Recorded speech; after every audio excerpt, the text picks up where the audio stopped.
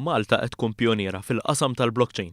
Kliem Natalie Smolenski, antropoloġista fil-qasam tal-iżvilupp diġitali u l-blockchain fejn iddeskrivit lil pajjiżna bħala ċentru li qed iservi ta' eżempju għal bqija tad-dinja fil-qasam diġitali.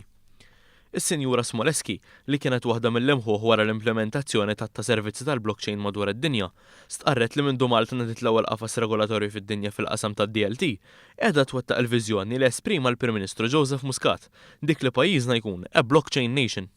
Malta is a pioneer. In 2017, Prime Minister Joseph Muscat said Malta should become the blockchain nation.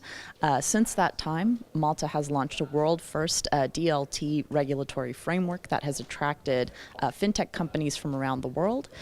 And as I mentioned, it's also the first country in the world to launch a national blockchain credentialing initiative, which has placed it on the radar of regulatory agencies from governments around the world, corporations, and universities. Dan qalitu fil-kuntest tal-fatt li tul dawn il-jiem, Malta qed tospita konferenza ta' jumejn dwar kif qiegħda tiżviluppa l qudiem id-dinja tal-blockchain, fejn kif spjegat tajjeb Smolenski stess, pajjiżna qed iservi ta' eżempju għal 17 pajjiż ieħor. Malta is in a unique position to host a conference on the value of blockchain credentials for learners worldwide. So over these 2 days, we have representatives from 17 countries here to learn from Malta's experience and understand how they can apply it in their own countries.